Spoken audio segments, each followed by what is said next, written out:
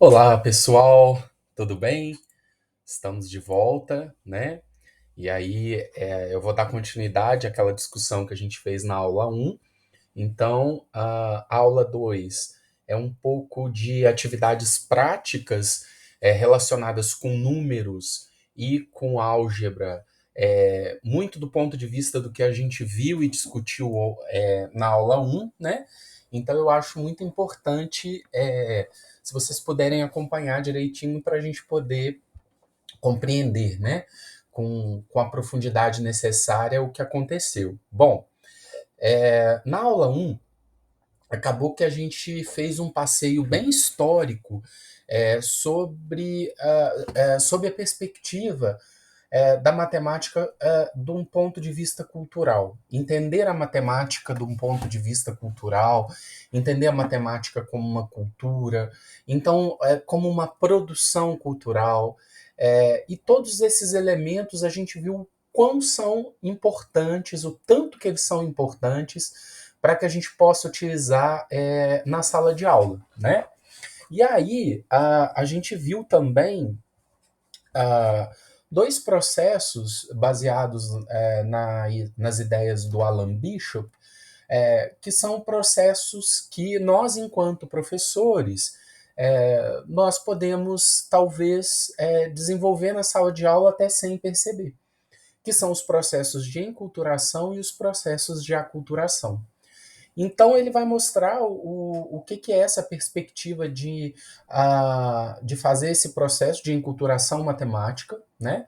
Que é a perspectiva, então, de você trazer o estudante aos poucos, num consenso, para dentro daquele ambiente, para dentro daquela ideia, para dentro daquela perspectiva, né? Então, partir da ideia de que ensinar matemática é um processo de enculturação, a gente parte do princípio que ali a gente não vai ter conflito, que ali as coisas vão ser naturalizadas, vão ser mais tranquilas. E essa ideia, o Alan ficou com ela durante um bom tempo, até que ele parou tudo e falou: não, ensinar matemática é um processo de aculturação, é um processo de conflito, é um processo é, que você está trazendo uma cultura dominante, que é a matemática, para uma realidade cultural muito diferente que é a realidade desse sujeito, desse indivíduo que está ali aprendendo matemática. Obviamente que ele não está ali sozinho, ele está ali com um monte de gente, então só aí a gente já vê as possíveis dificuldades que a gente pode encontrar, né? E o que o Alan vem dizer é que a gente, na verdade, a gente não tem que escolher um ou outro. Na verdade, a gente acaba. Deixa eu pôr minha carinha aqui embaixo. Acaba que a gente faz um pouco de cada, né? Existem algumas coisas que são do processo de enculturação mesmo. Que você vai envolver, que você vai trazer, que você vai, né, aos poucos, num consenso, numa ideia.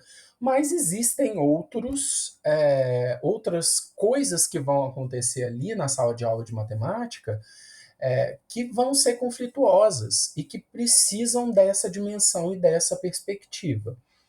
O que eu tiro de tudo isso? Eu tiro de tudo isso a forma como eu enxergo a matemática.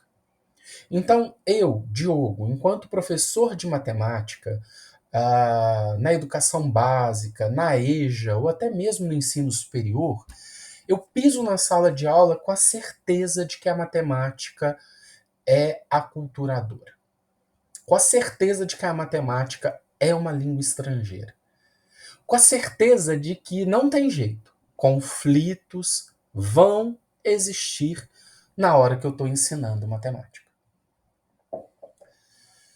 E essa perspectiva, ela me ajuda na condução de todo o processo de ensino e, consequentemente, na percepção e na dimensão da aprendizagem dos estudantes. Então, veja, se eu parto da ideia que é uma língua estrangeira, eu nunca vou pisar numa sala de aula achando que é muito fácil de ensinar matemática, é muito simples, qualquer um aprende. Não, eu tenho que partir do princípio que, como uma língua estrangeira, como uma cultura diferente da cultura do estudante ou de quem eu estiver ensinando, conflitos e muito fortes podem e vão existir nesse processo. E aí a minha postura faz eu entender isso e não agir de uma forma naturalizada. Não agir como se a matemática tivesse em qualquer lugar. Só basta a gente jogar uma luz sobre ela para a gente poder entender. E aí você vai entender, é muito simples. Ou eu te passo aqui ó, a regra, o procedimento, você vai ver, depois você replica isso para tudo. E a gente vê na nossa prática que não é assim que acontece, né? Outra coisa importante para um professor aculturador, né? Aliás, para aquele professor que entende a matemática como um processo de aculturação, é a criação de múltiplas atividades, ou a percepção de que apenas uma atividade talvez não seja suficiente, e com certeza não vai ser suficiente de dar conta de abarcar assim, toda a ideia que a gente quer transmitir. Por isso a ideia de múltiplas atividades. E quando eu digo múltiplas atividades, não é atividade um, 2, 3, tendo quase a mesma lógica, mas de atividades que tragam algumas coisas, inclusive conflitantes, algumas coisas, inclusive irritantes, algumas coisas que desaproximam e aproximam, que é um pouco das coisas que a gente vai tentar ver nas atividades práticas que a gente vai trabalhar. Né? Então, se vocês assistiram a aula 2, a gente viu ali algumas aproximações e estranhamentos com aquele conteúdo, para a partir dele a gente produzir um conhecimento matemático e validar esse conhecimento matemático com o conhecimento matemático estabelecido. E aí fazer essas devidas conexões, né? A gente viu que um professor aculturador, ele pode romper isso, né? Uh, essa posição, vamos dizer, negativa, agindo sob duas formas. Primeiro, fazendo a conexão, né, entre o discurso primário e o discurso secundário que a gente viu, né, entre a matemática acadêmica, a matemática do cotidiano, e formando ali na matemática escolar a possibilidade da compreensão e do entendimento. E para isso ele tem que ir lá no discurso primário, que é o discurso usado no dia a dia pelo estudante, e vinculá-lo junto ao discurso secundário, que é o discurso acadêmico. E fazer um pouco dessa costura. Lembrando que se a gente opta por um discurso só, a gente vai fazer o nosso estudante perder de qualquer forma. Porque se eu fico só no discurso primário, que é o discurso dessa matemática do cotidiano, o aluno pode até entender o que eu estou dizendo, mas eu não vou conseguir fazer com que esse aluno avance. E mais ainda, eu não vou conseguir fazer com que esse aluno alcance outros patamares, conforme a gente discutiu ontem. E se eu ficar no discurso secundário apenas, no discurso da matemática abstrata, o que vai acontecer é que poucos vão dar conta de acompanhar essa caminhada que a gente quer fazer. Poucos vão dar conta de fazer as conexões, porque é um discurso muito organizado, muito específico. E aí você tem que estar muito dentro daquela cultura para você dar conta de falar aquela língua como um nativo, né? Vamos dizer assim, né? Bom, então, e a outra coisa, para romper essa posição do professor aculturador que a gente viu, é em relação a como que a gente se porta em relação ao poder que a matemática nos estabelece ali, sabe? Então, se eu uso a matemática para legitimar minhas opiniões ali na sala de aula, para dizer quem está certo, quem está errado, quem é bom, quem não é bom, ou que eu use de, desse lugar que a matemática muitas vezes nos coloca quando a gente está ensinando, de forma a oprimir, de forma a prejudicar, ou até que eu tenha boas intenções, mas eu não perceba talvez o quanto que eu possa estar machucando aquele estudante ou marcando aquele estudante e criando traumas ou criando impossibilidades de aprendizagens, que pode muito acontecer. E aí calha na nossa continuidade agora, que é trazer essa perspectiva da afetividade para a matemática. Então, beleza, a gente já entendeu essa questão cultural, a gente já entendeu essa perspectiva, né, de que diversos grupos produzem diversas matemáticas e que algumas pessoas elegeram uma matemática como a matemática e que essa matemática é a que manda, mas como que a gente pode, então, na sala de aula, tentar trabalhar com isso de uma outra forma, de uma outra maneira, ou que isso não machuque tanto ou não prejudique tanto os estudantes. Deixa eu passar aqui. Então, vamos lá.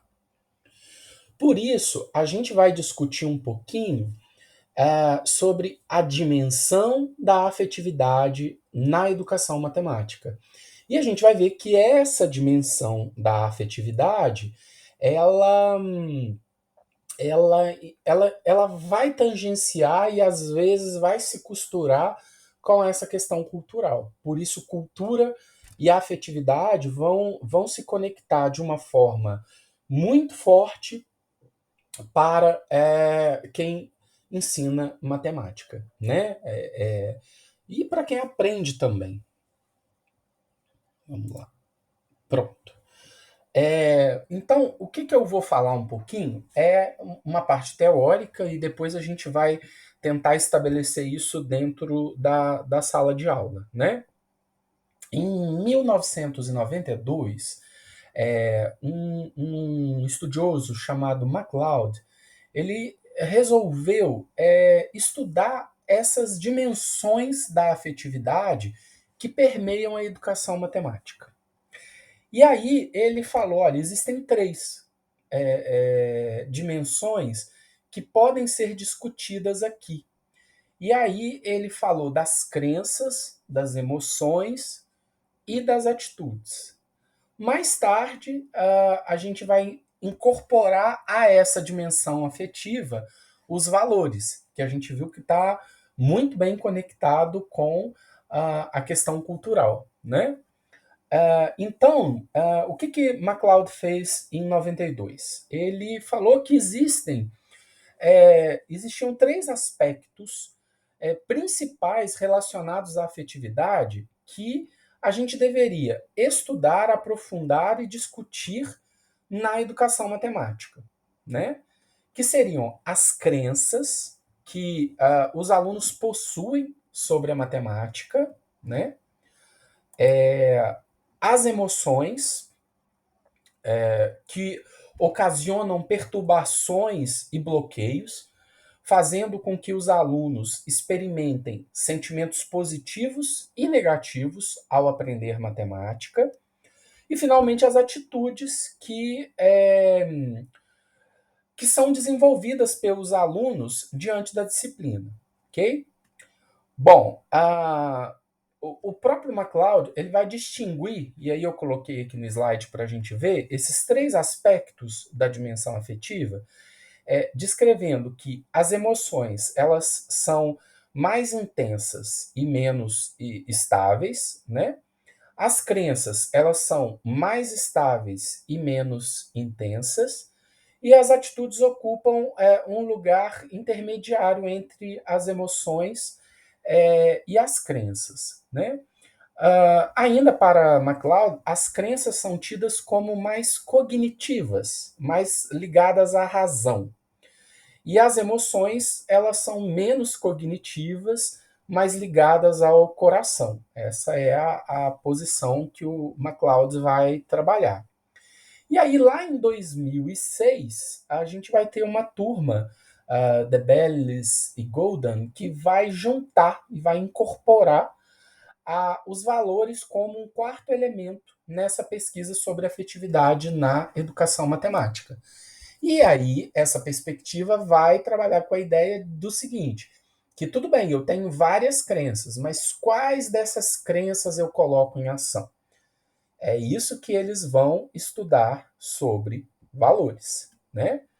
Aí eu vou falar rapidinho um pouco sobre cada uma delas, mas é interessante vocês perceberem o seguinte: existem uma infinidade de estudos que pegam cada uma delas. Então você vai ter dissertações e teses estudando sobre crenças na educação matemática, sobre emoções na educação matemática, sobre atitudes na educação matemática, sobre valores na educação matemática. Às vezes de forma distintas, às vezes de forma conectada. Tem um livro chamado Matemática Emocional, que é da Gomes Chacon, que é um livro muito interessante e que traz um pouco dessas explicações e dessas questões que eu acho que vão valer bastante a pena. Deixa eu passar aqui. Tá, então peraí. Deixa eu só voltar aqui pelo seguinte. O que eu queria falar um pouquinho é o que acontece. Os estudos sobre as crenças, eles vão falar que elas formam um filtro sobre as bases de informações que foram processadas anteriormente pelo indivíduo.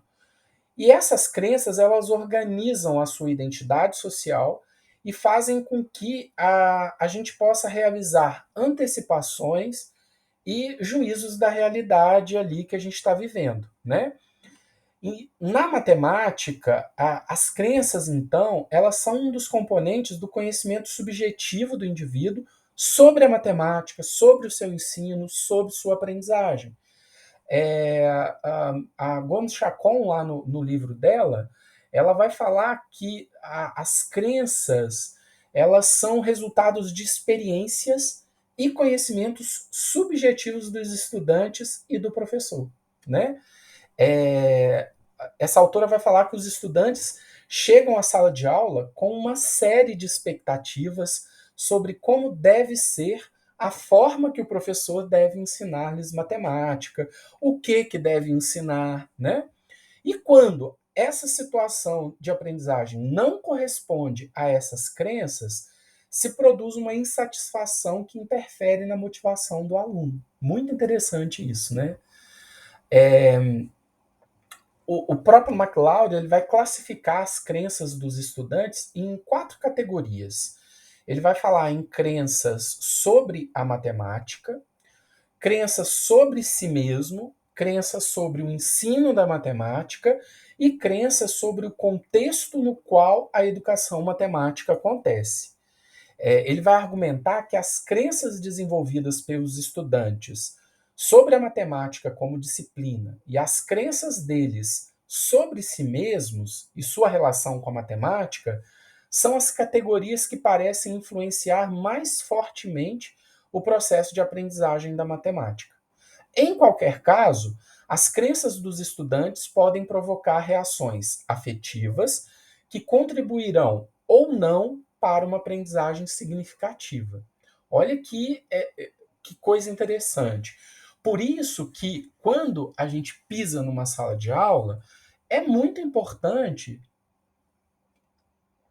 que a gente conheça e entenda um pouco das crenças dos estudantes sobre si mesmo, sobre a matemática, e isso a educação de jovens e adultos proporciona mais facilmente uma troca de uma sensibilidade para poder entender o que se sente, coisa que com crianças é um pouco mais difícil. O adulto tende a se expressar um pouco mais, né? Pelo menos ele já conhece um pouco de si e ele dá conta de, às vezes, estruturar um pouco o que ele está sentindo. Obviamente que tem pessoas que não conseguem fazer isso, que se travam, né? Mas é possível a gente descobrir algumas crenças. Então, criar algumas atividades, principalmente no início do ano, antes de começar os conteúdos, né? Quais são as expectativas? Tudo isso é muito importante para que a gente alinhe e aí ele não fique esperando alguma coisa que às vezes não vai acontecer e aí ele vai se frustrar em relação a isso, né? Em relação às emoções, elas integram, junto às emoções, os sentimentos. Então, tem autores que vão usar emoções, outros vão usar sentimentos, outros vão usar as duas categorias, né, esses dois construtos, para trabalhar com essa questão mais afetiva das emoções, né? Assim, e quando a gente vai. O que diferencia emoção de sentimento para alguns autores, né? A emoção, então, seria aquela reação, pá, né? Aquela reação extrema, aquela reação imediata, vamos dizer assim. Já os sentimentos, eles dão uma percepção dos estados fisiológicos do corpo. Os sentimentos eles são mais duradouros, vamos dizer assim. Os sentimentos vão ficando, vão se acomodando, vão se cristalizando e vão se formando ali junto ao corpo e junto às ideias que eu vou construindo sobre o que é aprender, o que é ensinar, o que é aprender matemática, o que é ensinar matemática e assim por diante, né? É, a, e à medida que os sentimentos, a gente tem sentimentos mais rasos, mas tem sentimentos que são mais profundos. À medida que esses sentimentos eles vão se acomodando no nosso corpo, é, entre manifestações de emoções, eles vão se tornando mais duradouros e eles vão se tornando gatilhos para que quando alguma coisa aconteça, ele já sai automaticamente, ele aciona alguma coisa que vai remeter àquilo, sabe? Do tipo, ai, que aula horrível. Ai, não acredito que agora vem aquela aula. E aquilo já traz uma antecipação de uma sensação que é alucinatória, porque ela não existe ainda, mas ela foi criada lá atrás. E isso é muito importante, a gente entender essa questão de como que o corpo faz essa alucinação, vamos dizer assim, né? O termo alucinação ele era usado por Freud quando o bebê alucinava o seio da mãe. Então ele já fazia aquele, antes do seio vir, ele já trazia aquela imagem, aquela coisa. Essa alucinação é feita, por exemplo, por pessoas que fumam, né? Assim, elas, quando elas tomam o café já é um gatilho que vai buscar uma sensação que ele sabe que vai vir depois. Então ela já começa no café.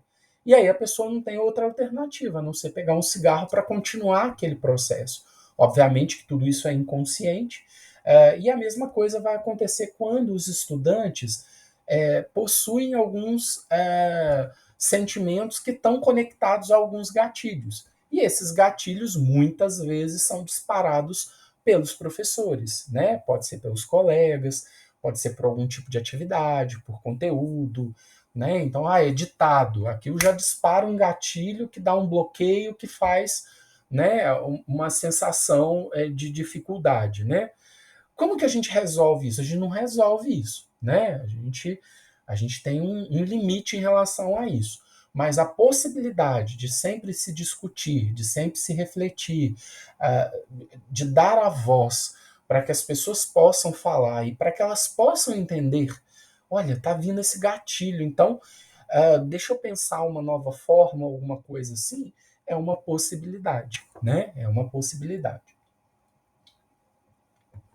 No que refere-se às atitudes, os componentes em relação à matemática são, por exemplo, a percepção dos estudantes em relação à utilidade da matemática, o autoconceito ou confiança do estudante em relação à matemática, a percepção da matemática a partir do ponto de vista dos alunos, dos seus pais, dos professores.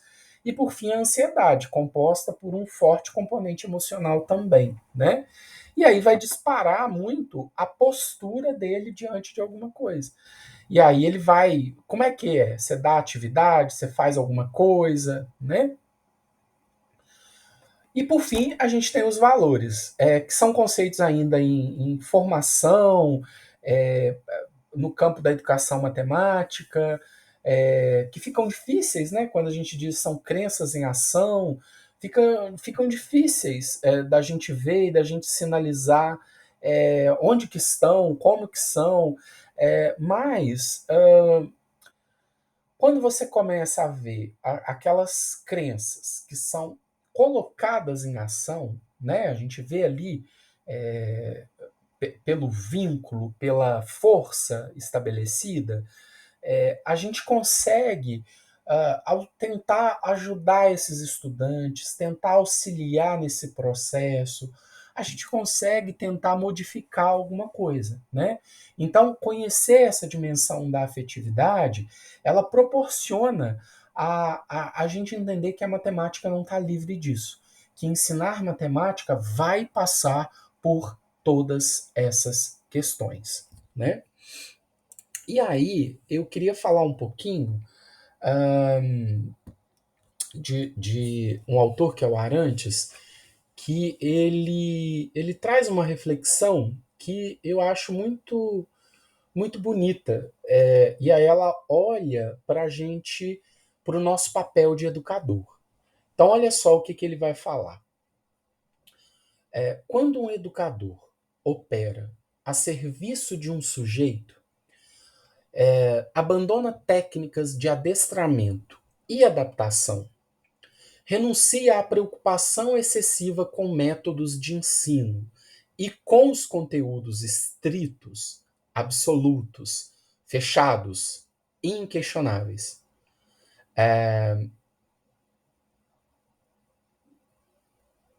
Acho que eu fiz a leitura errada aqui, né? Quando o educador opera a serviço de um sujeito, abandona técnicas, isso mesmo. Então, quando a gente opera a serviço de um sujeito, a gente abandona tudo isso, né? E renuncia a essas questões aqui, conteúdos estritos, absolutos, fechados e inquestionáveis. Ao contrário disso, apenas coloca os objetos do mundo a serviço de um aluno sujeito que, ansioso por fazer-se dizer, ansioso por se fazer representar e apresentar com as palavras e os objetos da cultura, escolherá nessa oferta aqueles que dizem respeito, nos quais está implicado por seu parentesco com aquelas primeiras inscrições que lhe deram forma e lugar no mundo. Então, isso aqui eu acho muito lindo essa, essa direção que a gente vê aqui. Primeiro, que a gente opera não a serviço de um indivíduo, e sim a serviço de um sujeito. São questões psicanalíticas, mas que eu acho que são muito importantes. Indivíduos, a gente tem uma igualdade. São 31 indivíduos lá, são indivíduos.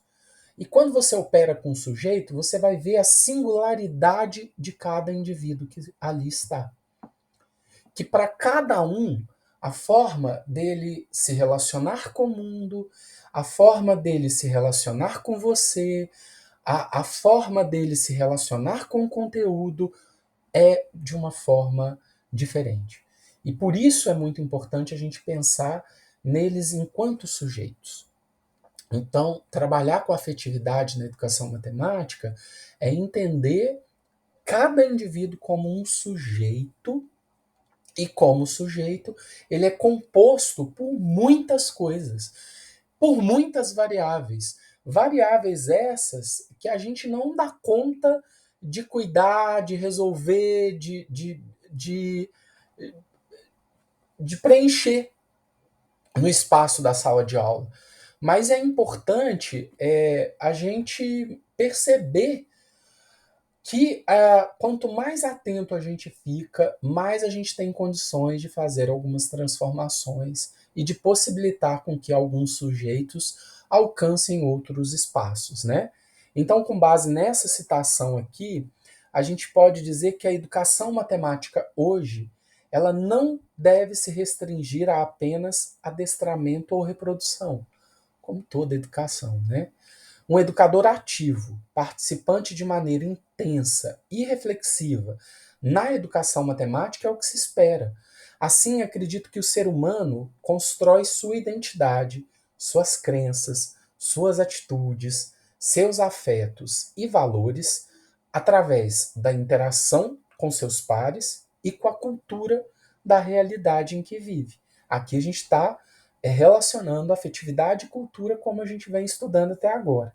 Então, dessa maneira, ser um educador matemático é quando a gente deve privilegiar não só o desenvolvimento das competências cognitivas, mas particularmente o desenvolvimento das outras competências, social, dialógica, interativa, reflexiva e afetiva dos alunos, buscando ao mesmo tempo por estratégias que lhes possibilitem tomar consciência de seus próprios valores, crenças, atitudes e emoções em relação à matemática e em relação às suas próprias vidas. Eu acho eu acho que isso é muito bonito da gente entender e de entender esse papel nosso enquanto educador, né? E aí, quando eu me proponho então a ser um educador que pensa do ponto de vista cultural, né? E que não quer ser um professor aculturador, mas que compreende a matemática como um processo de aculturação e que vai buscar entrar na sala de aula entendendo a matemática como uma língua estrangeira. E além disso, vai entender que a gente está ensinando para sujeitos e não para indivíduos. E que, como sujeitos, a gente precisa ter um olhar especial, um olhar diferenciado para eles. E como que deve ser esse olhar sobre essa perspectiva cultural e afetiva? Na verdade, existem milhões de olhares, né? Aí eu vou trazer alguns que a gente vem trabalhando, vem estudando. Alguns, vocês vão ver que os slides eu construí de uma maneira bem simples, bem didática, bem lúdica, porque eu sei que a maioria aqui já estudou pedagogia, já estudou outras formas de como que a gente se aprende e como que a gente ensina. Mas aí eu queria só passar rapidamente por essas formas para vocês entenderem um pouquinho o que está por trás de entender a matemática como um continente, né? E aí, como é que deve ser então o olhar do educador matemático nessa perspectiva de ensinar matemática para estudantes na EJA? Obviamente que a gente pode escolher, obviamente que não dá para usar todos esses olhares, mas eu queria trazer alguns autores, algumas perspectivas, para a gente ver assim, eu estou dando conta de trabalhar com esse olhar, eu estou dando conta de entender um pouquinho desse olhar na minha sala de aula. Então vamos lá. O primeiro olhar é um olhar complexo. Um olhar complexo é aquele olhar que vai dar conta de entender que a soma de cada parcela não chega nem aos pés do total. Então, não tem o que fazer na sala de aula para eu dar conta de ensinar tudo que é necessário, porque se eu estou ensinando matemática, mesmo que eu use português, história, alguma coisa, sempre vai faltar, porque o ser humano é muito complexo. E essa complexidade ela é muito estudada na educação. A gente vai ter os estudos do Edgar Morin, que vai falar um pouquinho dessa teoria do pensamento complexo. E o Morin ele vai trazer para a gente a ideia da condição humana, que é o objeto essencial de todo o ensino. E essa condição humana, ela é muito esquecida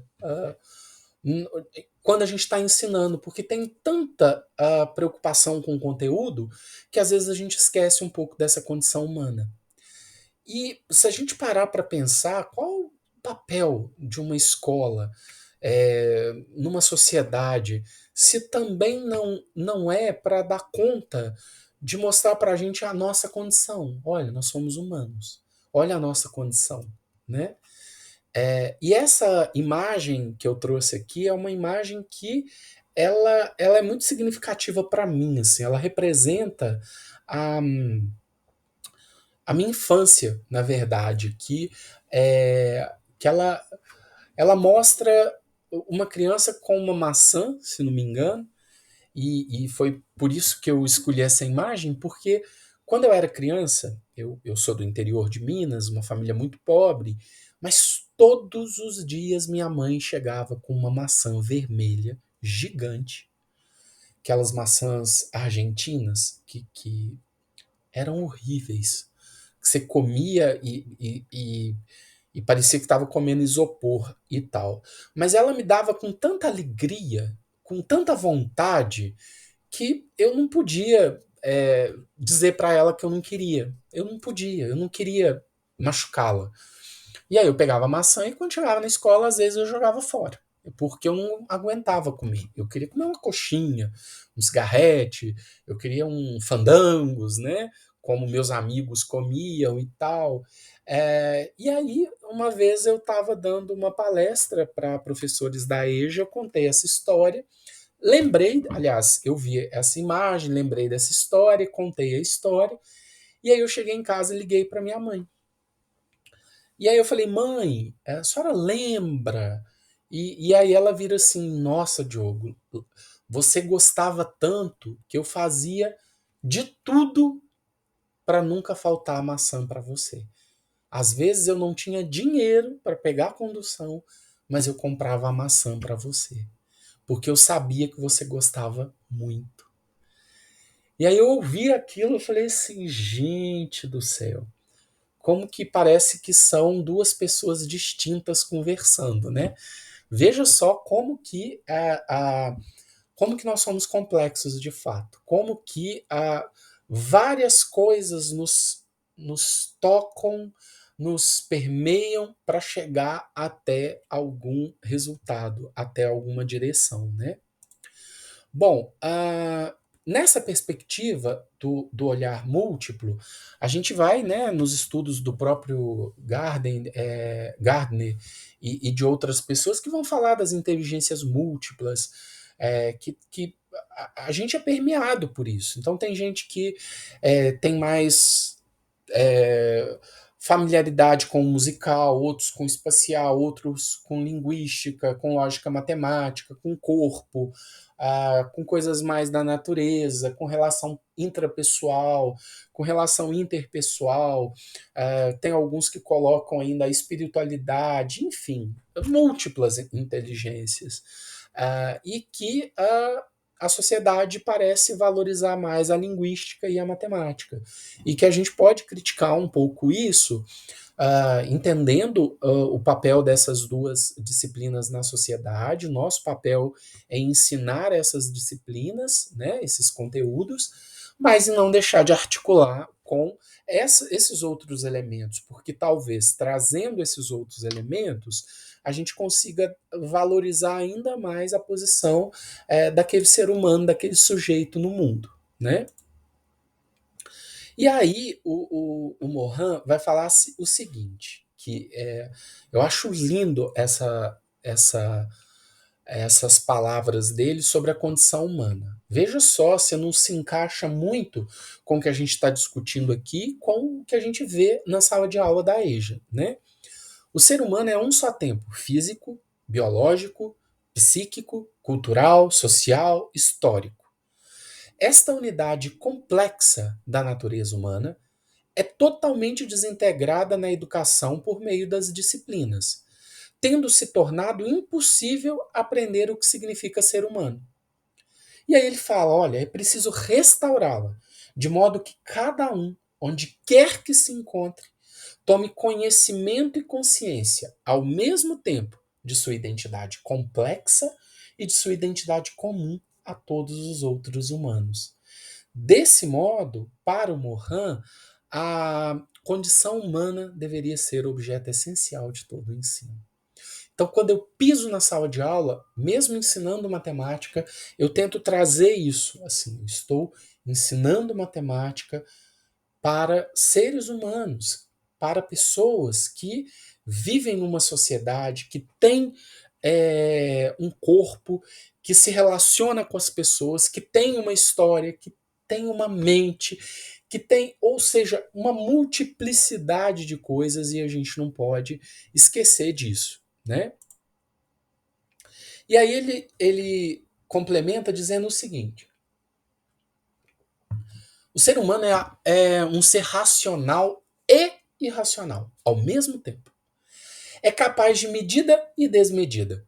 É sujeito de afetividade intensa e instável. Sorri, ri, chora, mas sabe também conhecer com objetividade. É sério e calculista, mas também ansioso, angustiado, gozador, ébrio, estático. É um ser de violência e de ternura, de amor e de ódio. É um ser invadido pelo imaginário e pode reconhecer o real, que é consciente da morte, mas que não pode crer nela. Somos seres que, assim, a gente secreta o mito e a magia, mas também a ciência e a filosofia. Somos possuídos pelos deuses e pelas ideias. Nutrimos-nos dos conhecimentos comprovados, mas também de ilusões e de quimeras. E quando, na ruptura de controles racionais, culturais, materiais, a confusão entre o objetivo e o subjetivo, entre o real e o imaginário, quando há hegemonias de ilusões, excesso desencadeado, então o Homo Demens submete o Homo sapiens e subordina a inteligência racional a serviço de seus monstros. Eu acho isso aqui uma poesia muito linda, né? Porque mesmo a gente sendo racional, cultural, material, às vezes vai ter confusão e às vezes a gente joga o Homo sapiens lá pro chão e é o Homo demens que assume tudo e a gente roda a baiana, faz a confusão e às vezes é essa confusão que tá ali na sala de aula e eu tô tentando entender e é isso, é essa complexidade aqui, ó. E aí, matemática, português, história, geografia, essa soma não é capaz de atingir tudo isso. Não é capaz de lidar com tudo isso assim. Ah, por isso é importante a gente refletir sobre esse olhar complexo. E quem ensina matemática não achar que a matemática, então, é só para aquele ser humano que é racional. Porque aí vai dar conflito.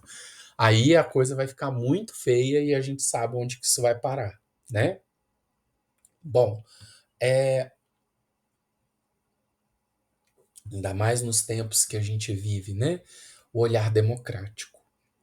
E isso bate muito com a perspectiva da educação matemática crítica, bate muito com a perspectiva freiriana, bate muito com alguns estudos que a gente vem discutindo e refletindo na atualidade.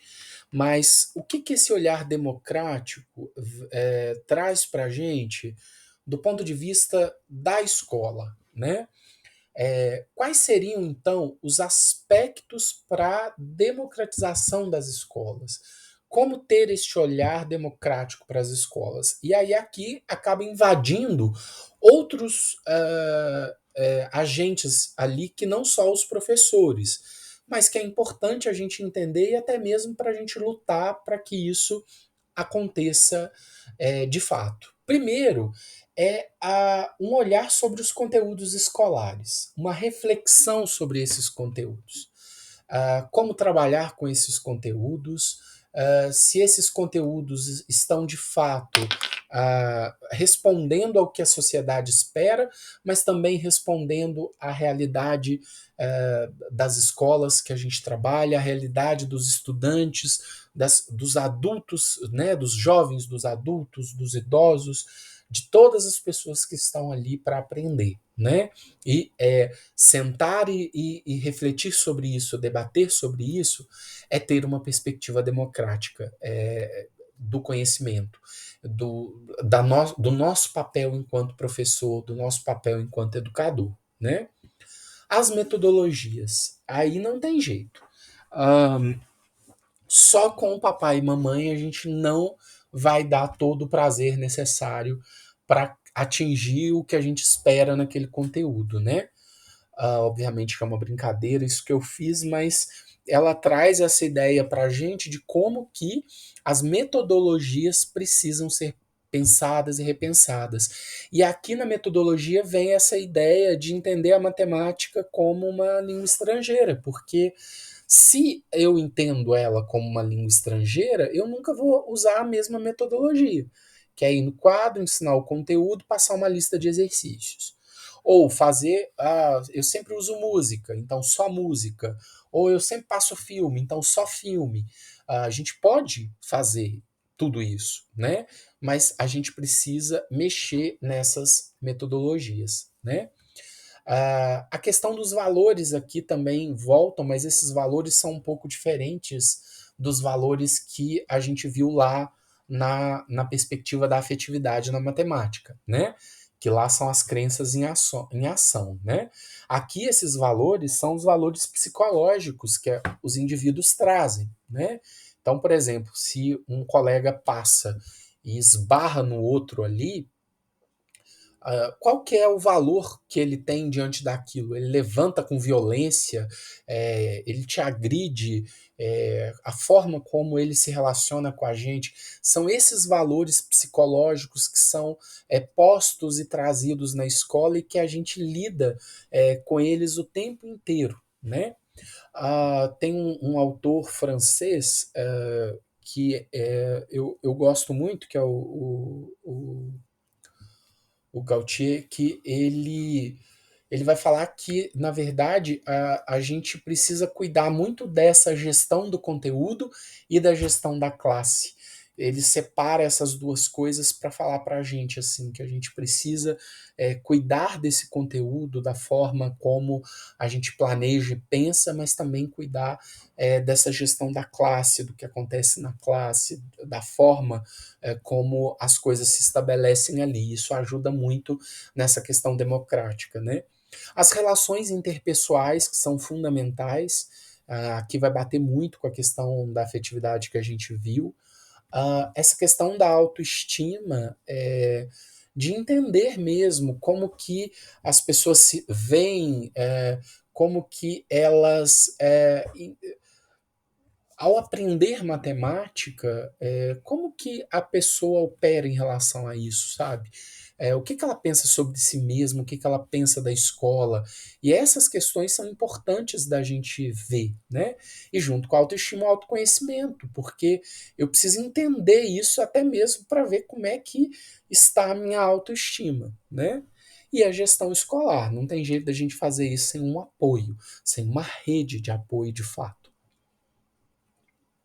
Porque eu posso buscar tudo isso para buscar esse olhar democrático e não ter um apoio. E aí, se eu não tenho um apoio, fica muito difícil. Tá? O olhar cognitivo. Né? E aí, esse olhar cognitivo aqui é um olhar de muita importância para a matemática, né? Que é tida como uma ciência bem cognitiva. E aí não tem jeito da gente voltar em alguém que não seja o Piaget com a epistemologia genética. Apesar do Piaget fazer, né, uma gênese de como que o conhecimento nasce no ser humano, e aí ele está preocupado lá, né, e vai estudar o que ocorre com a criança, é, ele traz algumas questões que são muito importantes da gente conhecer e pensar para ensinar matemática, inclusive para pessoas adultas. Compreender é inventar ou reconstruir através da reinvenção. E será preciso se curvar ante tais necessidades, se o que se pretende para o futuro é termos indivíduos capazes de produzir ou de criar e não de apenas repetir. E aí, alguns conceitos piagetianos que a gente não vai ficar aqui repetindo, eles são muito importantes para a gente entender que, mesmo no adulto, é fundamental a gente provocar o desequilíbrio para que ele use de todos os esquemas, de todo o arcabouço que ele vai ter, né, de todas as ferramentas que a vida ajudou ele a construir para tentar resolver aquilo.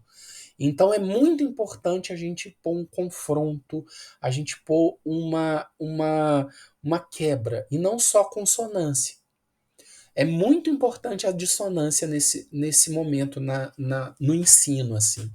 Que é umas coisas que a gente viu, quem assistiu a aula 2 viu alguns momentos de conflito, algumas dissonâncias, porque são elas que vão ajudar ele a buscar, então, é, toda uma ferramenta que ele já tem para ver se é assim mesmo. E aí a gente entra dizendo, não é.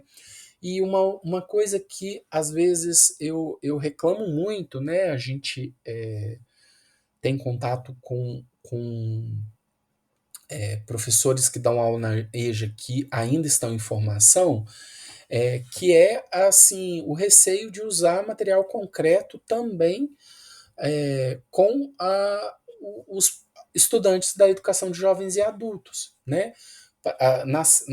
No medo de infantilizá-los. Obviamente que a gente tem que tomar cuidado com isso, mas algumas atividades, alguns conteúdos, eles podem facilmente serem é, é, construídos usando o concreto. E é muito importante.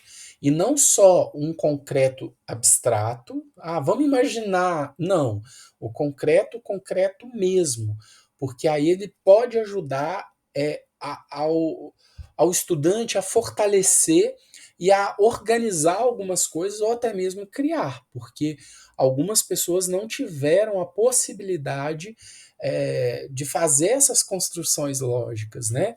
Eu costumo brincar com os meus, quando eu estou com os estagiários, que assim, seria muito importante se tivesse um Bolsa Lego para toda criança quando ela nasce, porque aquele negócio de construir, desconstruir, construir, desconstruir desde pequeno é fundamental para a construção desse pensamento cartesiano, que é o pensamento que vai ser usado nessa língua que é a matemática.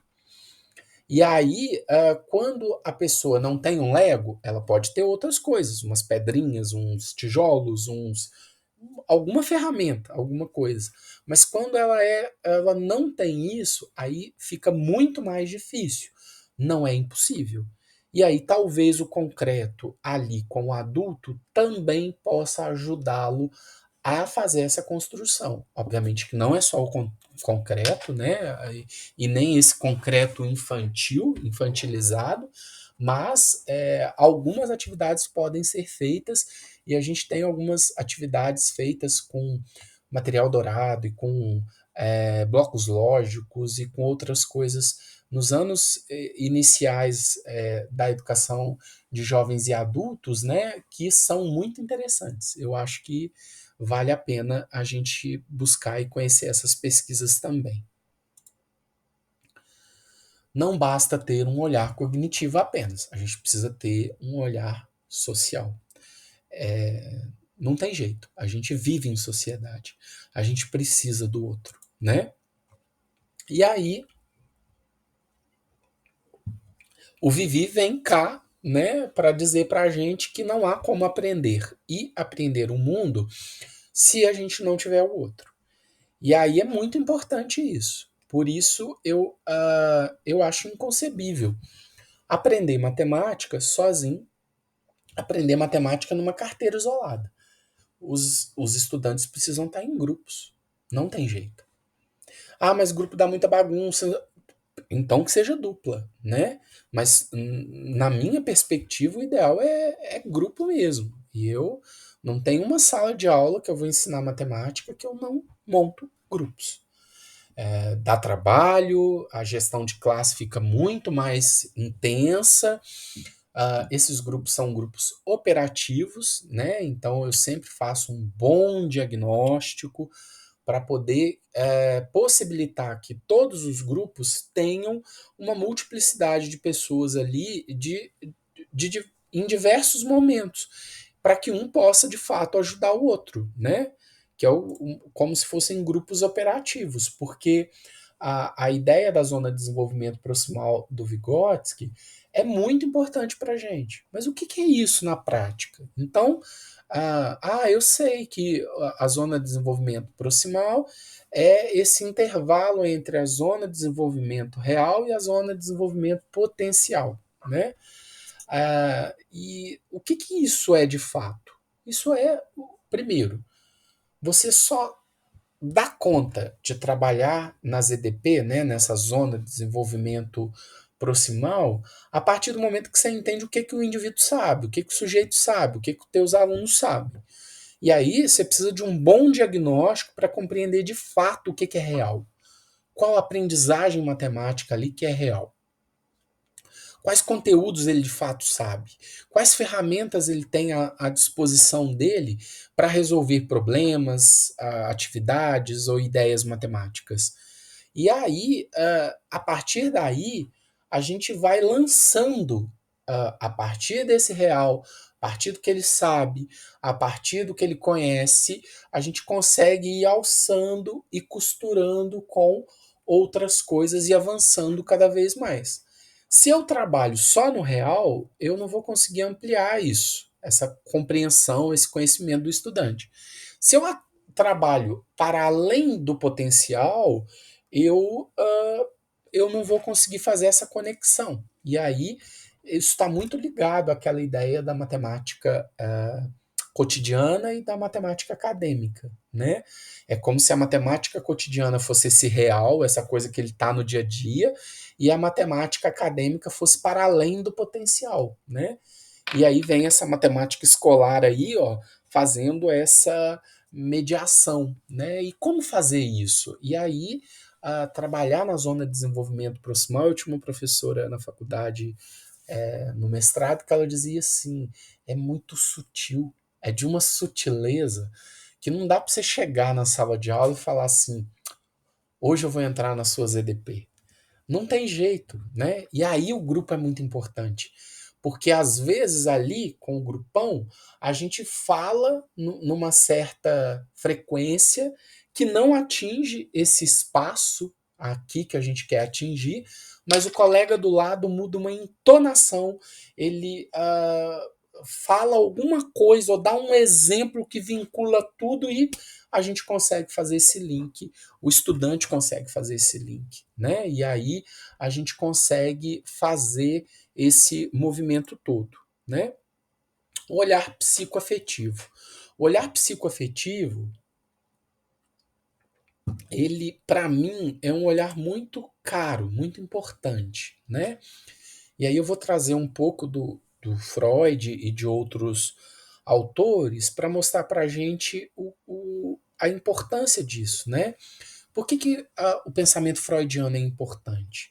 Freud vai falar que o homem já não é mais o senhor da sua própria casa. Ou seja, a gente acha que a gente é racional, que a gente pensa, que a gente. Não, tem uma parte de você que manda nisso tudo e você obedece quietinho, às vezes sem perceber que é o inconsciente.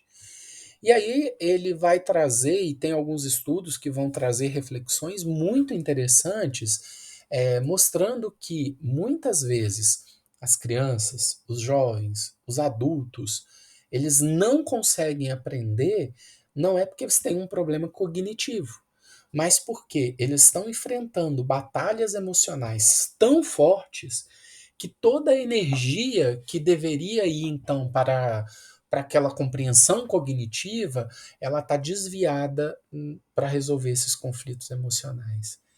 E isso é muito sério, porque a gente vê fortemente assim, muita gente dizendo: ah, eu tenho TDA, eu tenho isso, eu tenho aquilo, e com laudo, e tomando remédio. E muitas. A gente tem muitos estudos, inclusive na federal, que vão dizer que, olha, isso aí não é assim. Isso aí são questões emocionais, e quando essas questões emocionais são resolvidas, você consegue entender e compreender. E eu vou falar para vocês que eu sou uma experiência viva disso, assim. Eu sempre tive muita dificuldade para aprender. E aí eu precisava estudar muito, eu precisava me dedicar muito, e era tudo com muito sofrimento. E conforme eu fui fazendo terapia, eu fui trabalhando essas questões, parece que esses nós que me atrapalhavam de entender e compreender as coisas, eles foram sendo desfeitos e as coisas foram fluindo um pouco mais. Ainda tenho dificuldade para algumas coisas. Língua estrangeira, por exemplo, é algo que eu tenho muita dificuldade. Mas hoje eu já compreendo e já não me culpo como algo de criminoso, como algo que eu não sei e que vai ser impossível. Mas eu sei que tem algumas batalhas ali que são importantes. E a gente saber disso, a gente consegue compreender os sujeitos que ali estão e as lutas e as batalhas que cada um enfrentam. Obviamente que o nosso papel não é cuidar psicologicamente, né? A gente nem é formado e nem pode fazer isso, mas a gente pode ter uma flexibilidade, a gente pode ter um olhar ali que vai cuidar um pouquinho disso, né? Bom, além do Freud, a gente pode pegar um pouquinho das ideias do Lacan. E aí o Lacan ele vai falar muito dessa questão do desejo e ele vai falar então que todo desejo é desejo do outro. E aí, assim, eu lembro de uma propaganda, acho que era do Sprite. Era o Sprite? Eu acho que. Eu não lembro. Eu acho que era o Sprite.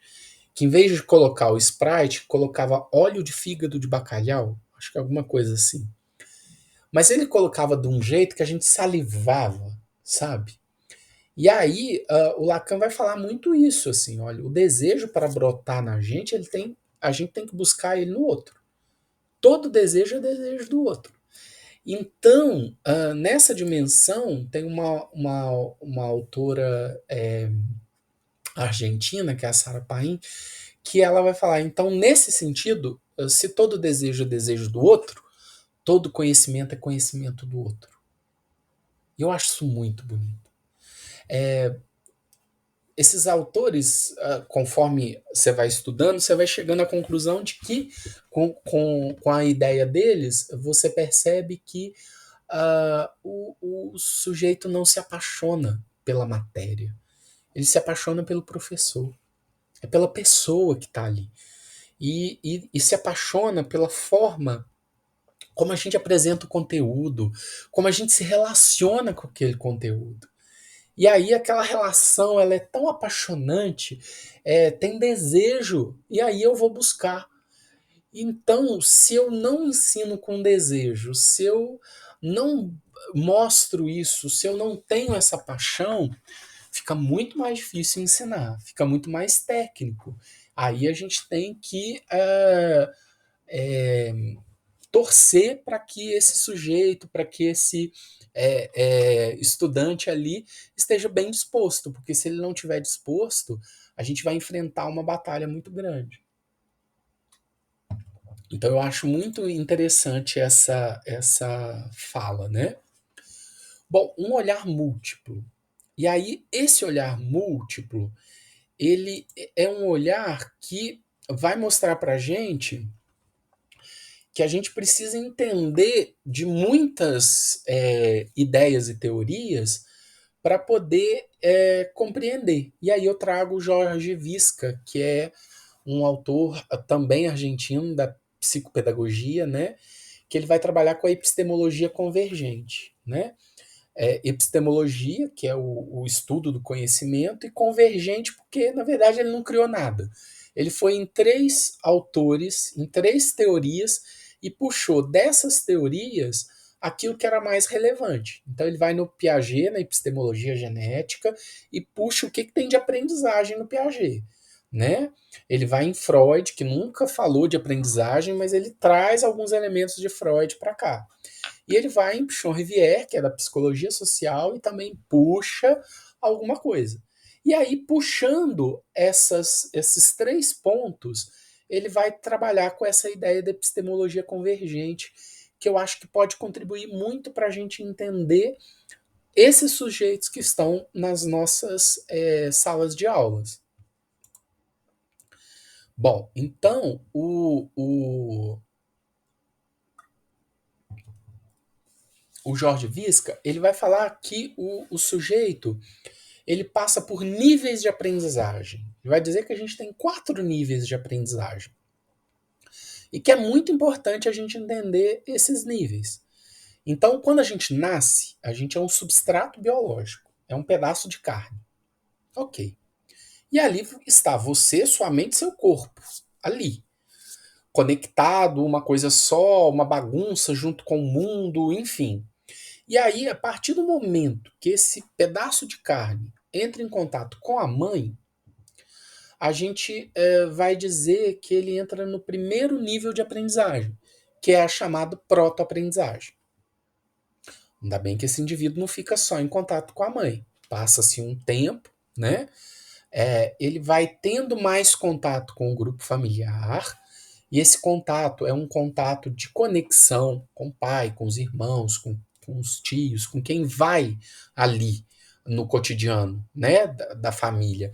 E aí, quando a criança, então, passa a aprender com esse grupo familiar, ela entra no segundo nível de aprendizagem, que é a deuteroaprendizagem. Ainda bem que o indivíduo não fica só com a mãe, com o grupo familiar. Ele vai se relacionando com uma comunidade restrita. E com essa comunidade restrita, o seu Zé da padaria, o vizinho, o padre, aquela comunidade mais em torno dele, ele entra então no terceiro nível de aprendizagem, que é a aprendizagem assistemática. E aí, quando esse indivíduo entra em contato com as instituições escolares, bum, ele entra no último nível de aprendizagem, que é a aprendizagem sistemática. E é com a aprendizagem sistemática que a gente lida com os estudantes desde o Fundamental 1, no Fundamental 2, no ensino médio, na educação de jovens e adultos, no ensino superior, a gente lida com esse nível de aprendizagem, que é o último nível, que é de uma aprendizagem sistemática.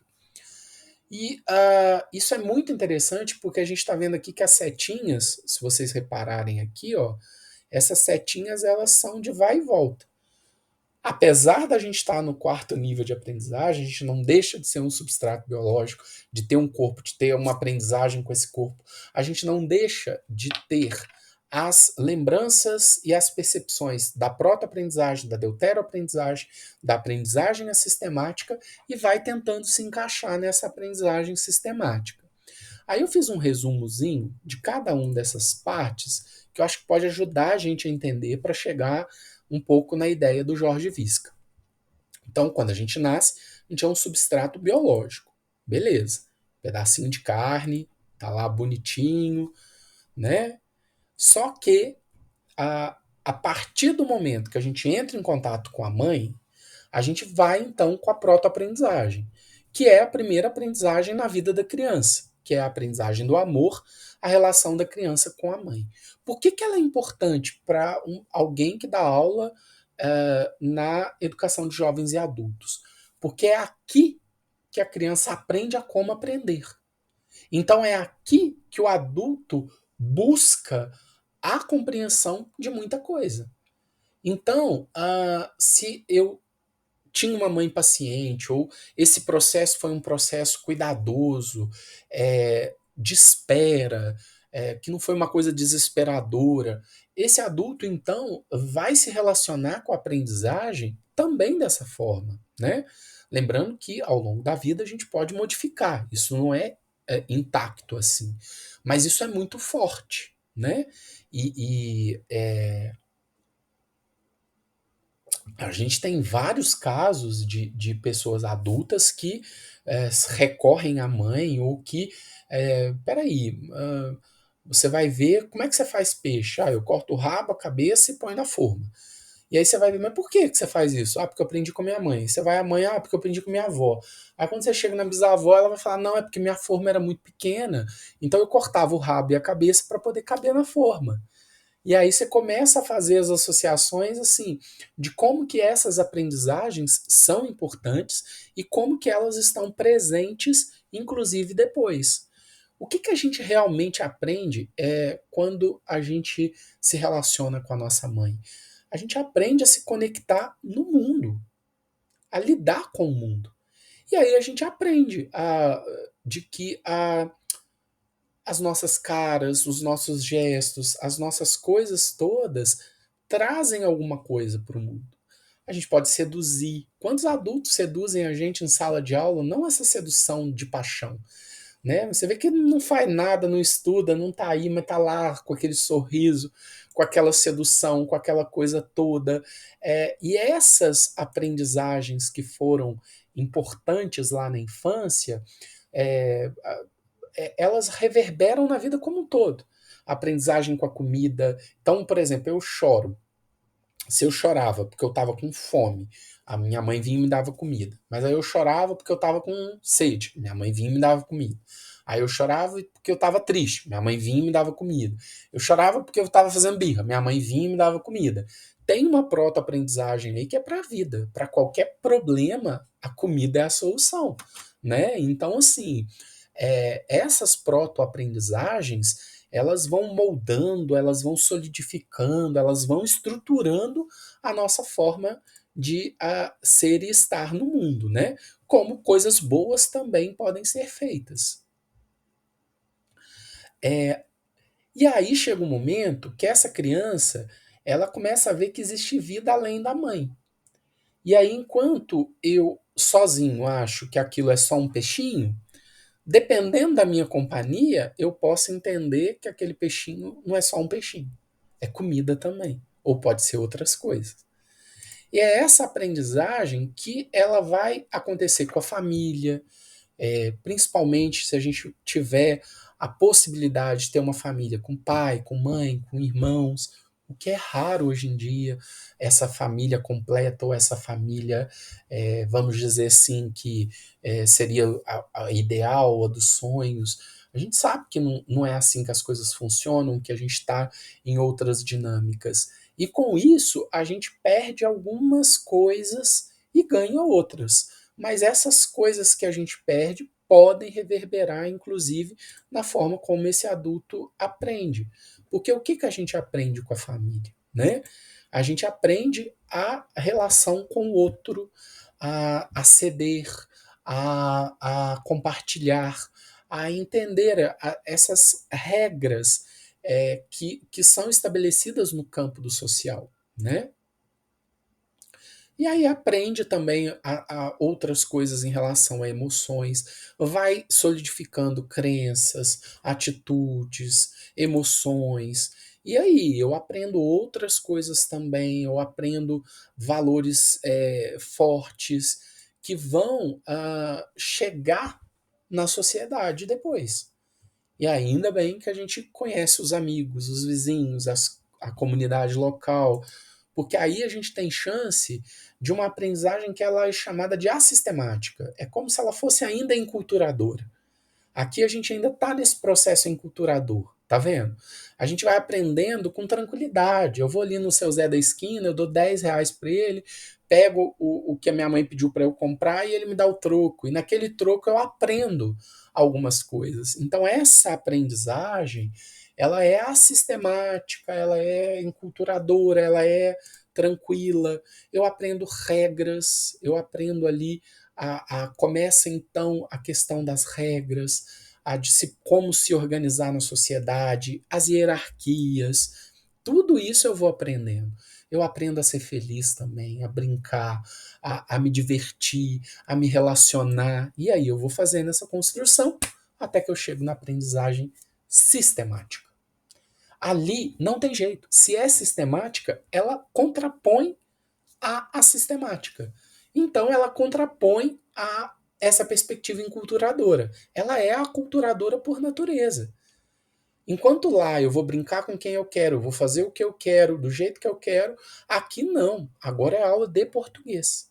Agora você vai aprender sobre gramática.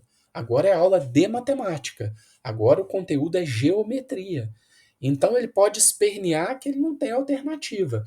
E a aprendizagem sistemática, ela permeia toda a educação.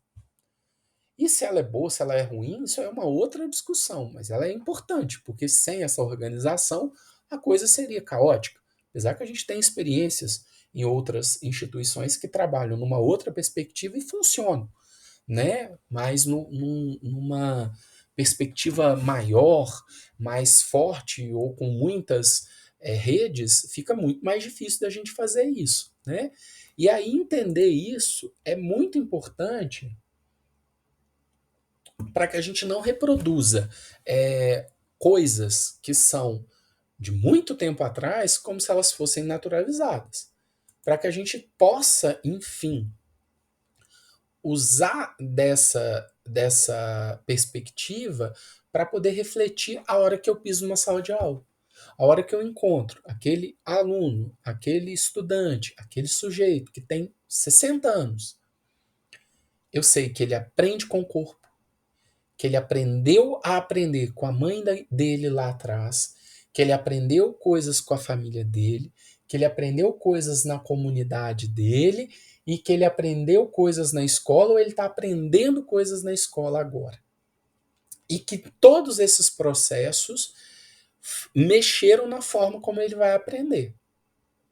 Por isso, a hora que eu estou na sala de aula, seria muito infantil da minha parte acreditar que aquela aprendizagem sistemática que eu vou ensinar para 30, 40, 50 pessoas, ela vai surtir um efeito imediato.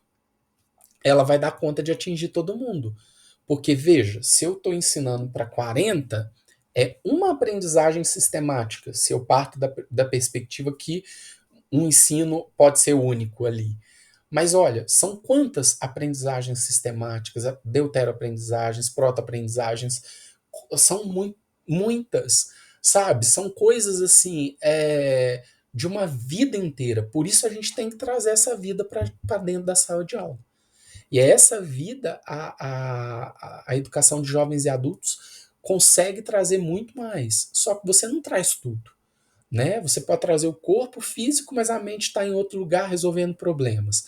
As coisas que foram aprendidas com as mães e com as famílias são coisas muito fortes, muito marcantes e que podem travar a aprendizagem de um jeito que não tem alternativa, a não ser um tratamento psicológico, né?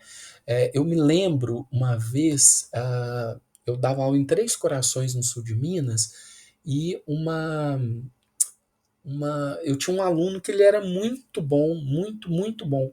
E aí eu falei, nossa, ele estava no 9º ano, e aí o ano que vem você vai para o ensino médio e tal? E falou assim, não, professor, eu só vou fazer até o 9º ano. Por quê? Não, porque eu quero trabalhar na roça com os meus pais. E aí naquela hora você tenta assim, mas sério, será que você não quer continuar e ir para outras coisas? Não, é isso que eu quero. E aí o nosso papel, primeiro que não é criticar isso do ponto de vista de achar um absurdo, de xingar e de menosprezar, mas é de fazer um ponto de reflexão com ele, para que ele possa conhecer outras coisas, e se ainda assim ele tomar a decisão, tudo bem. Mas muitas pessoas, às vezes, não aprendem ou não se permite aprender para não desautorizar as famílias, principalmente quando a gente tem famílias de pessoas que são analfabetas, né? Que aí isso é do ponto de vista psicológico, né? A gente tem casos assim de que a pessoa não se permite aprender para não desautorizar os familiares. É uma coisa de um amor. A gente pode achar isso errado ou cruel, mas é amor. né? Como assim eu vou aprender? Eu vou ultrapassar as duas pessoas que eu mais amo na vida, né? Só que isso não está ali consciente, que dá para você discutir. Isso tá posto num lugar onde a gente não tem acesso, a não ser pela palavra, pela terapia, pela reflexão. Mas é importante a gente entender isso, que às vezes aquele adulto, aquele estudante que está ali com a gente não está aprendendo porque pode ter alguma coisa muito mais forte por trás. Isso não quer dizer então que eu vou lavar as mãos, né? Enquanto educador, eu vou tentar o máximo possível. E aí, quanto mais coisas diferentes, mais reflexões eu puder proporcionar, talvez eu jogue luz a alguma coisa que ele nem lembrava, e aí essa coisa possa se transformar, e aí ele possa caminhar em outras direções, né? Estou finalizando aqui, né? Bom, não podia deixar de trazer esse olhar político que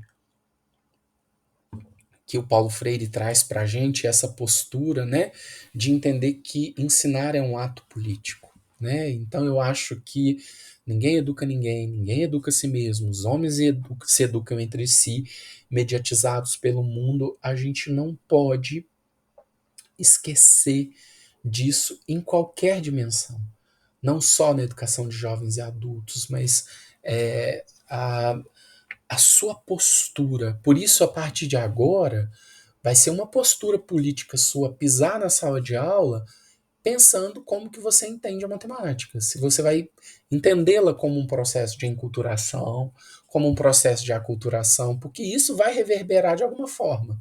Mesmo que você opte, eu acho que a matemática está aí, é super fácil, eu só vou ser um enculturador. Isso vai ficar questões ali na sua cabeça, na sua mente, mostrando que essa postura que você adotou vai trazer consequências, e consequências negativas para alguns estudantes, ou para a maioria deles.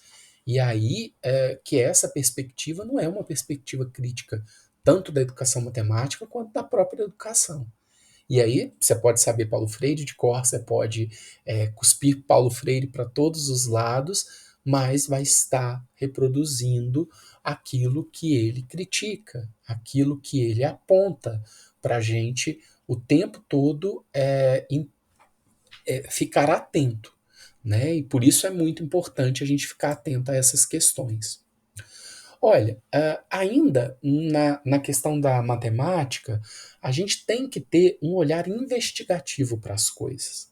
A gente tem que possibilitar aos estudantes diversas atividades de diversos tipos para a gente poder entender que são várias matemáticas que estão sendo construídas ali.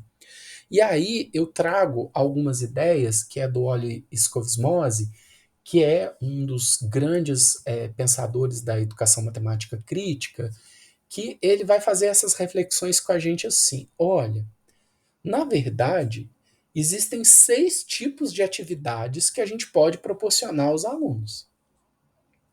E aí ele põe em duas categorias, né? Que são os exercícios, que aí são as atividades que aqui a gente vai chamar de 1, 3 e 5, as ímpares, e os cenários para investigação, que são as pares, 2, 4 e 6, né? E que aí a gente pode navegar sob a referência da matemática pura, tanto nos exercícios quanto nos cenários para investigação, na semi-realidade, também exercícios e cenários para investigação, e na realidade, também exercícios e cenários para investigação. E aí tem um artigo dele, que depois eu posso disponibilizar para vocês, que eu acho que vale muito, muito a pena, para a gente ver, por exemplo, aqui. Olha, aqui a gente está com exercícios das 3 referências, tá? Então a gente tem exercícios aqui da matemática pura, que é o arme fetui, o calcule, ok, né? Então ele não diz que a gente não deve, que é proibido dar esses exercícios. Ele só diz que é muito importante a gente ver quais os tipos de exercícios que a gente dá para que a gente não limite a compreensão e o entendimento dos estudantes. Aí você pode pegar o que ele vai chamar de semi-realidade. Por exemplo, um feirante vendeu 3 maçãs e 5 laranjas. Quantas frutas ele vendeu? Isso está no cotidiano, né? É uma historinha, foi criada, né? E aí, assim, é uma contextualização, mas é uma semi-realidade, tá? Até algo da realidade, que você pega, por exemplo, aqui, ó, qual a religião mais populosa em 2010 em Belo Horizonte? Só que não deixa de ser um exercício. Mesmo que eu esteja pegando um dado da realidade, isso aqui está um exercício puro. Tá bem focado, né? E aí, o Oli vai trazer também a reflexão para a gente olhar para os cenários de investigação, que podem acontecer na matemática pura, podem acontecer de forma, né, da semi-realidade, como pode acontecer na realidade, né? Então, por exemplo, um cenário para investigação, por exemplo, na matemática pura, você pode trazer a geometria, né? E a partir da geometria criar situações e ir buscando propriedades, relações, e vai investigando ali, ainda dentro da matemática. Você pode ir cutucando, cutucando. O que seria semi-realidade, por exemplo? Você pode fazer a criação de um campeonato de futebol. Aí a gente pode fazer escolhas de times, grupos, os dados darão resultado, a gente pode criar estratégias, ou seja, eu vou criando estratégias para algo que ainda é uma ficção, ela foi criada pela gente, né? E por fim, eu posso pegar algo da realidade, que é um tema da realidade do aluno, escolhido pelo aluno, por exemplo, o funcionamento do almoço na escola. E aí a gente vai investigar o que tem de matemática nesse processo. Então você viu que a gente tem aqui 6 coisas. Obviamente que quanto que as pares dão mais trabalho, e principalmente as 6 dá muito trabalho. Isso não quer dizer que a gente tem que dar todas elas todos os dias. Mas o que o Oli vai fazer nos provocar é o seguinte: será que eu não estou só nas ímpares? Onde que eu vou? Às vezes a gente vai na 1, 2, 3 e 5, que é o que eu acho que mais acontece. A educação de jovens e adultos possibilita o trabalho com a 4 e com a 6 de forma muito interessante, mas às vezes abandona a 1 e a 2. Não pode. A gente precisa entender que a gente precisa de todos esses pontos, né? E aí fica uma reflexão para vocês, assim. Olhando para as aulas de matemática de vocês, o que vocês acham? Vocês acham que vocês estão mais em exercícios, mais em cenários, que vocês facilitam, que vocês trocam? Se a gente tivesse aqui no chat, igual a gente estava na aula 1, eu ia pedir para vocês colocarem aí, coloca os números das atividades que normalmente vocês proporcionam para os estudantes, né?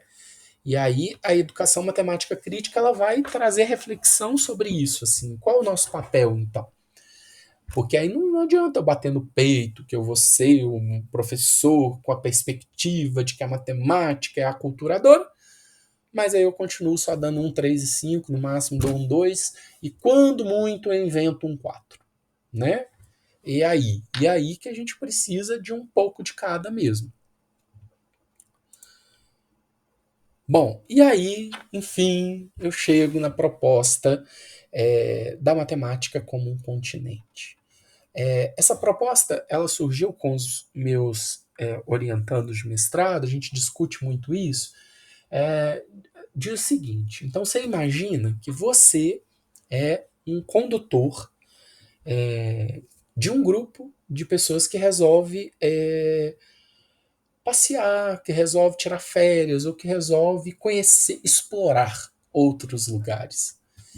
E aí que a gente pode entender que a matemática ela é um grande continente, que tem muitas ilhas, que essas ilhas se aproximam da onde a gente vive, em alguns momentos tem contatos, em alguns momentos a gente fala a mesma língua que se fala lá, mas é importante a gente entender que esse continente ele precisa ser explorado, né?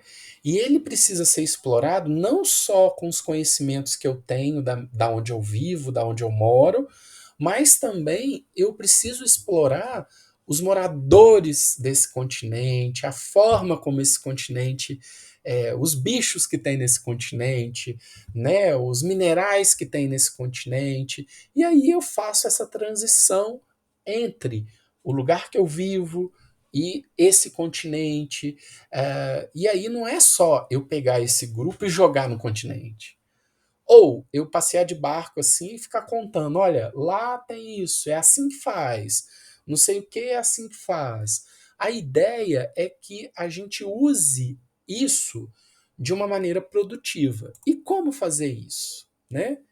Para fazer isso, então, entender a matemática como um continente, a gente precisa fazer três coisas que eu acho importante, né?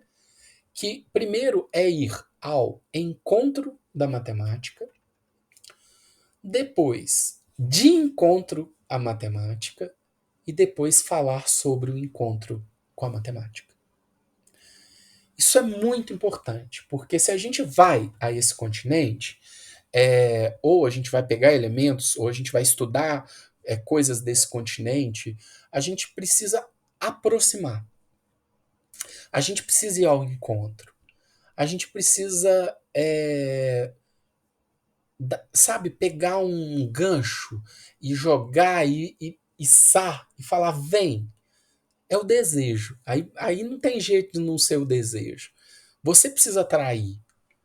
Não basta você falar que é importante, né? A gente precisa fazer uma conexão, um vínculo, né? E depois a gente não pode ficar só nesse vínculo. A gente tem que confrontar, criar desequilíbrio. A gente tem que dar uma desandada no negócio.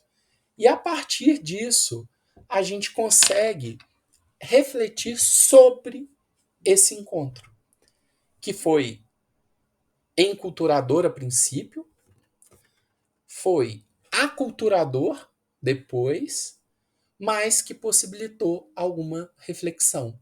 Então, essa ideia de matemática continente não dava para eu falar sobre ela sem a gente entender tudo isso que a gente viu e discutiu.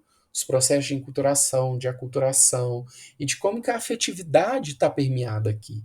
É como se a enculturação tivesse aqui nesse primeiro momento do ao encontro, a aculturação no de encontro e a afetividade no sobre o encontro. Mas, na verdade, todas elas estão permeadas em todos esses momentos. Em todos esses momentos.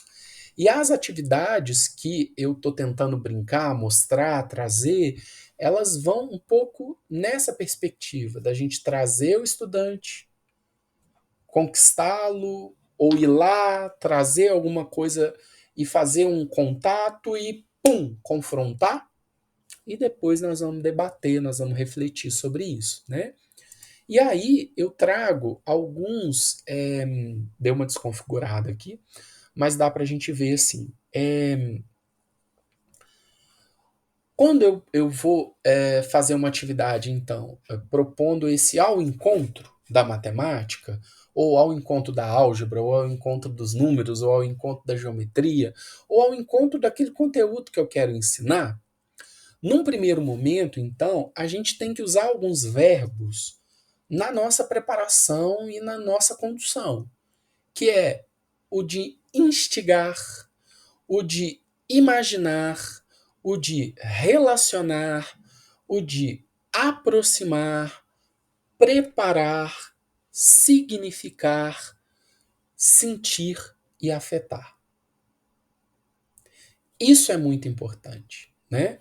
E eu coloco aqui o enculturar, que eu acho que ele foi erradamente para o outro slide, né? Olha só, depois que você fez isso, esse movimento, esse vínculo, então eu trouxe a atividade lá que a gente desenvolveu com os estudantes da EJA sobre números negativos. Eu não trouxe os números negativos, eu não comecei o conteúdo com os números negativos. A gente começou o conteúdo com música, né? Como a música, que era Eu Nasci há 10 mil anos atrás, do Raul. E a partir daquilo eu trago, eu conecto e aí a gente vai de encontro à matemática. Aí a gente vai confrontar aquilo que tem lá. A gente vai explorar, a gente vai investigar, a gente vai confrontar, a gente vai debater, a gente vai introduzir algumas coisas que são específicas da matemática, que não estão no cotidiano. A gente vai conhecer, a gente vai coisificar, e aqui é o processo de aculturar. É aqui que vai entrar aquela briga, aquele confronto, os conflitos, e que eles precisam fazer parte desse passeio por esse continente, por essa linguagem nova que a gente está aprendendo, né? E por fim, a gente vai falar sobre o encontro com a matemática, que o Enculturar veio parar aqui. E que a gente não deixa de ter os três em todos os momentos, né? E sobre o encontro, aí chegou a hora de exercitar. E aí exercitar usando a perspectiva do Hollis Covesmose, de tentar colocar, pelo menos, uma variedade de atividades. Do tipo 1, do tipo 2, do tipo 3, do tipo 4, do tipo 5, do tipo 6. Bom, se eu vou fazer um encontro, né, de levar os meninos para conhecer a álgebra, né, o continente algébrico como um todo, e aí, junto com o continente, sua linguagem, sua topografia, geografia, sua história. Olha quanta coisa tem nesse continente. Eu tenho que dar conta de ver se eu passei por tudo isso, se eu dei várias atividades, se eu consegui fazer isso, né? Nesse momento é importante recordar mesmo, para ver o que, que ficou, o que, que não ficou. Aqui é um momento que às vezes a gente já consegue modelar, então. Então a gente já foi ao encontro, já confrontou, então já estabeleceu algumas relações matemáticas. Será que eu consigo modelar isso? Será que eu consigo olhar para uma situação do cotidiano e trazer essa situação para a linguagem matemática para poder falar nesse continente? Esse é o grande ponto. Será que eu consigo falar neste continente? Né? E aí a modelagem, obviamente que aqui a gente não vai naquela modelagem tão complexa que a matemática pura traz, mas a gente consegue modelar algumas coisas de problemas do cotidiano, de problemas reais, né? Eu acho que eu mostrei o exemplo para vocês é, do Mac Jogos, né? Que a gente vai lá, a gente come algumas coisas e aquilo pode ser modelado numa linguagem matemática que num primeiro momento pode ser resolvida com as ferramentas que cada um traz e tem, mas que depois a gente vai buscar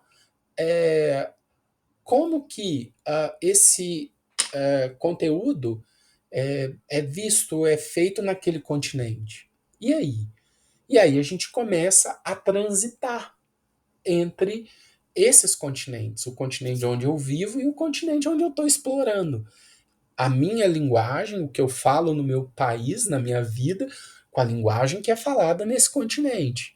E aí a gente começa a integrar. O que eu não posso achar é que este continente é a mesma coisa que o meu continente.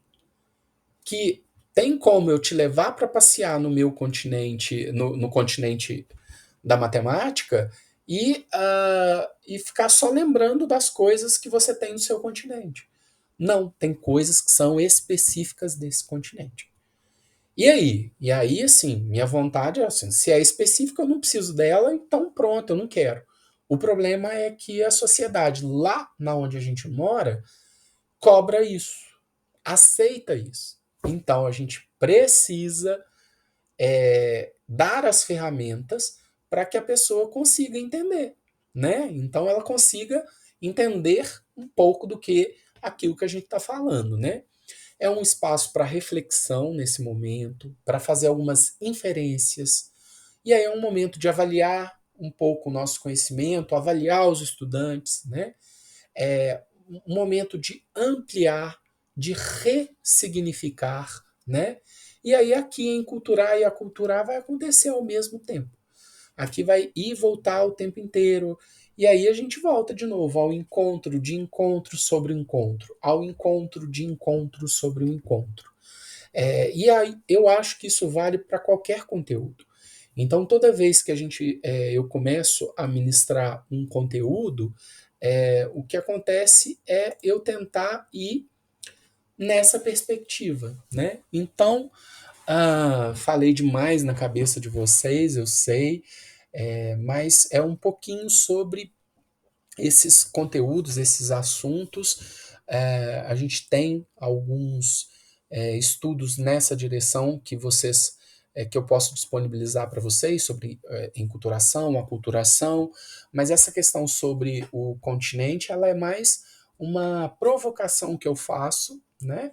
Porque a gente está mobilizando o arcabouço teórico que a gente viu, tanto do ponto de vista da cultura e da afetividade, nessa perspectiva aqui, né? Então, isso não é uma teoria. O Matemática Continente não é uma teoria. É uma ideia que eu acho que pode ajudar a gente a pensar as atividades, a pensar a essa condução, a chamar os estudantes. Então, vem comigo, vamos para esse outro continente, sabe? Vamos ver essas outras coisas, essas outras dimensões, né?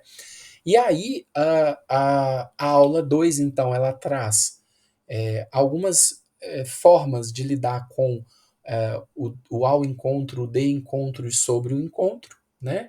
Ah, no conteúdo de números e geometria, aliás, números e álgebra, né? E aí a aula 4 que vou disponibilizar para vocês depois, a gente vai ver um pouquinho disso com a geometria. E aí também eu vou trazer algumas coisas que são do continente matemática apenas. Então eu vou trazer, por exemplo, uma geometria que não está dita e pedida para ser ensinada para os nossos estudantes. Mas eu quero que vocês conheçam, né? Uma outra geometria para vocês verem o tanto que ela é linda e o que eu achei mais bonito quando a gente trabalhou essa geometria com estudantes da EJA. Essa geometria ajudou os estudantes a compreenderem a geometria que a gente estuda de fato na escola, que é a geometria euclidiana. E eu acho que isso foi muito rico para a gente, porque a gente não imaginava. A gente levou como uma curiosidade do continente, vamos dizer assim, né, para trabalhar outra geometria, que é a geometria fractal. E aí depois, por causa disso, a gente já levou a geometria hiperbólica, a gente quer levar outras geometrias para provocá-los, para eles poderem ver que eles podem ir lá nesse continente matemática e criar coisas nesse continente também, né? Como outras geometrias, outras formas de pensar, mas que para ser validado naquele continente, as pessoas daquele continente precisam aceitar. Ou eu posso pegar ideias daquele continente e usar onde eu moro, no continente onde eu vivo, na realidade onde eu vivo, né?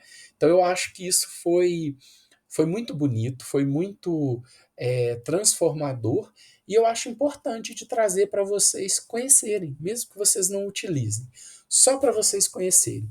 Mas eu acho que a gente fez de um jeito tão bonito, assim, tão encantador, que dá para vocês utilizarem nas aulas de vocês como um plus, vamos dizer assim, e esse plus vai ajudar os nossos estudantes a compreenderem, então, o que é essa geometria que a gente estuda, essa geometria euclidiana, tá bom? Bom, então é isso que eu queria falar nessa aula com vocês. Eu acho que eu ia falar isso tudo correndo na aula 1, mas eu pude falar com cuidado, com zelo com vocês, né?